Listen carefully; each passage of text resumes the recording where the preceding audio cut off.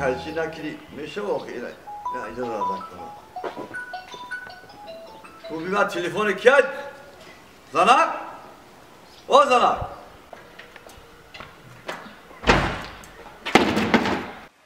چی گفت شد هجاز زنک ایزانا کشیده با میپرسیه چی گفت شد چی گفت شد در پیش مردم شرمنده شده نه پیش تو وعده کردی که من تیلو میخرم ایشا میخرم اوشا میخرم کنی تیلو خواهی آخی تیلو پول اگه خرم تا تیلو تیلو وعده کردیم آخر من تیا میگیرم من همه تیلو واری تا میخرم همه کار من بود میکنم او کنی تیلوی گفتگی کنی وعده کردگی وعده کردم میشه هیچ گم ندار آخیر خواهی همین شرایشید میخریم تا من وعده کردم مرده گوری میخرم تا کی میشه و چند سال شده او شرایشون میشه شرایط که شرایطت ساز شود ای آخی من کم طرف جون مرده کی تو ای دستت ناید وعده نکن ای زنک یکی تا بیزور کرده همین تیلو بودن میخره تا اگه من نفتم شرایشید میخره یک من هیچی ندارم هیچ گم ندارم به تیلا میشه کوبیده کرد بابا دستت ناید چی با وعده میکنی خواهی وعده کردم با وعده وفا میکنم کی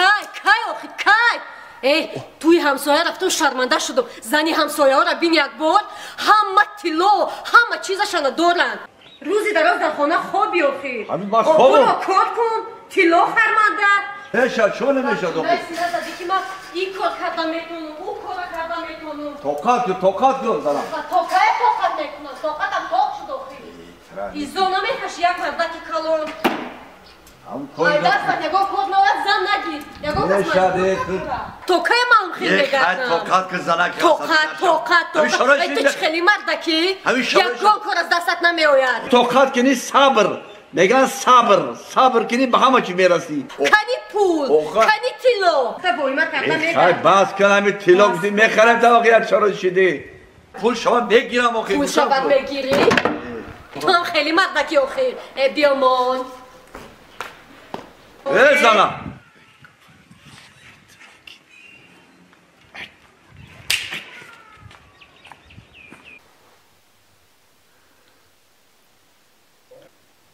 الو السلام اکا جان چی خیلی شما نغزین سوزین نغز میشه دوچمشون سوز خونگی همه تینج ها سوز نغز میگم تو زنگ نزنم شما زنگ نمیزنی نه اکا او یک خواهرتون خبر نمیگیرین آخر که میشد میگه یکان روز نه که بیوین یک بار رنگ بسوی بکن در اینجا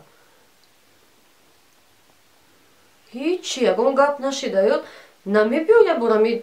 مرده که کمتر نصیحت کنین اکا آخر دینا با خدا یک مرکه رفتیم شرمنده شدم نه نزده که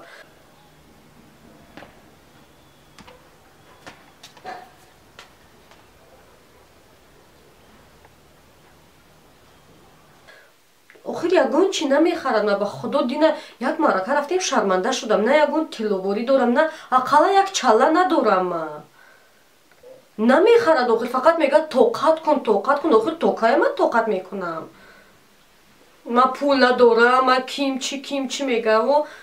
بیاین آخر یگون روز حتما اقلا همین بگه بیاین با خدا نمیتونم همسایان قریب که هر روز مرکه دارن همین یک کرته و یک رومال قدیما همه مرکه میرم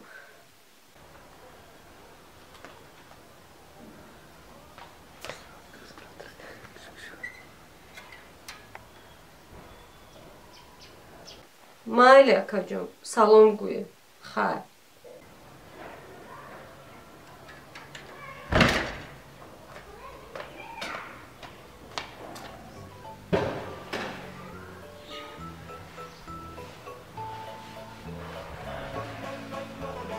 زنم میکنی زنکی تیلو خری استو تیلو بیو تنگه بیو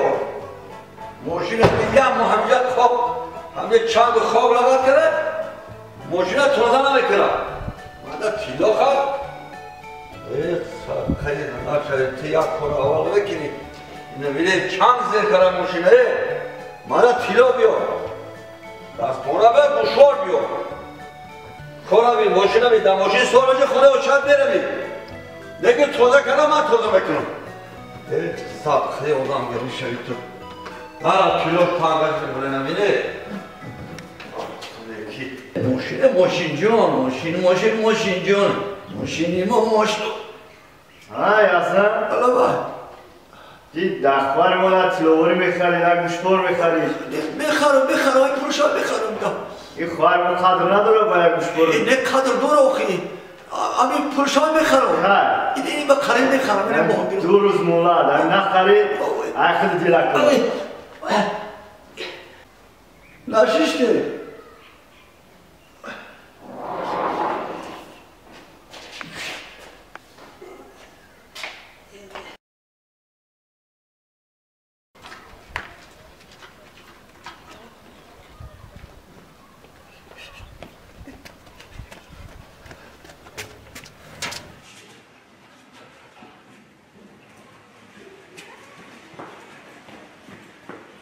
Zanak? O, çocuk. Labay. Çıkabiliyor musun? Ha. Ne kadar kırsan şey lan? Çıkın. Ne kadar kırsan şey? با کی نمیخواد پرسان شود من تراشکر کردم میکنم. مانا. من بیادم تراشکر کردم کنم. گفزن آخی انا نگاه کنک.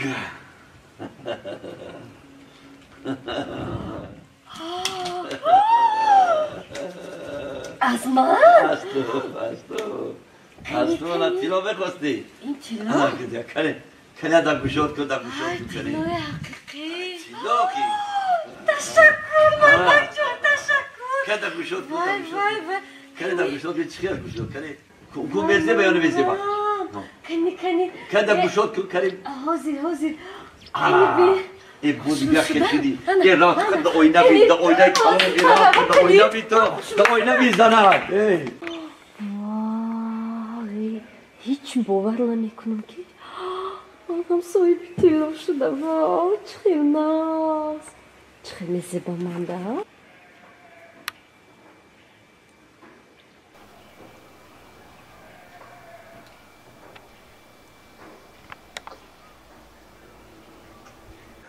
انا اکنون در همه مرکه ناز کرده دلهما نشان داده میروند واه چقدر بزرگ شدم چقدر تیلوهای من شدم انا اکنون در همه مرکه تیلوهما نشان داده چقدر من بزرگ شدم اومدی مردک؟ چقدر تیلوی خوشم خریدی مردک جون مردک دیدی مردک تا دیدم انا با چخیل مردک انا با تیلا اینم تیلا؟ تیلا در کار روشم همه تیلا ایمو از من؟ انا با اینشم گیر همه شم تو گیر همه تیلا باشه من تیلا من مردک و من گمه وفا میکنم تمام بگی بومه بیارم تیلا بومه بیارم در کار شما بومه بیارم برای اهل اولاد همه بیارم من چندم گوش بود واه من با فکرم زنم شدم چقدر من تیلاهای خوش من همش از من یک تا علیش کرده انا اکنون زنم شدم اینش با از اینش خوشلوتره انا اکنون من همسایه ها زنک ها همه بسوزنه دیدن من هم تیلا دارم انا با تیلا دارم چقدر تیلاهای من خوشلوه مردک جون رحمتی کلانه رحمت این خیلی مردک دیگر چی دارد کدوم مردک زنش دا کروبکا تیلا آورده است این خیلی مردک دیگر چی دارد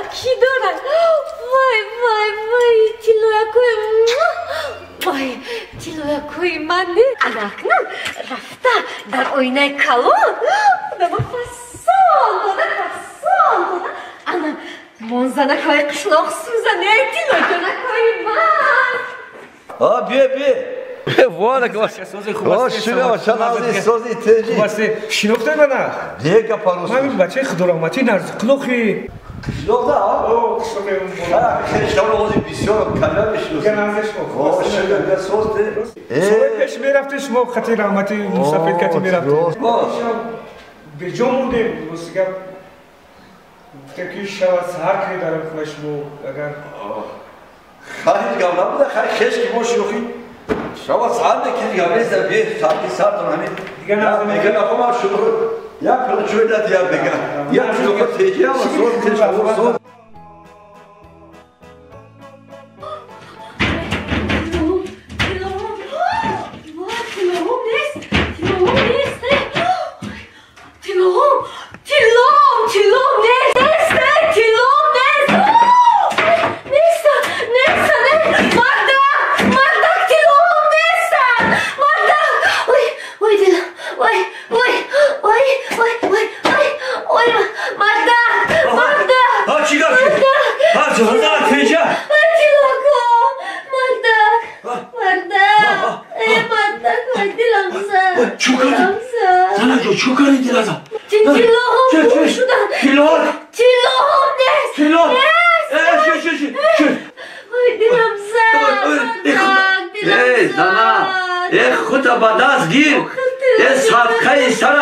همین دوزیدن تیلو بودن خوب کردن دوزیدن همین دوزی داخی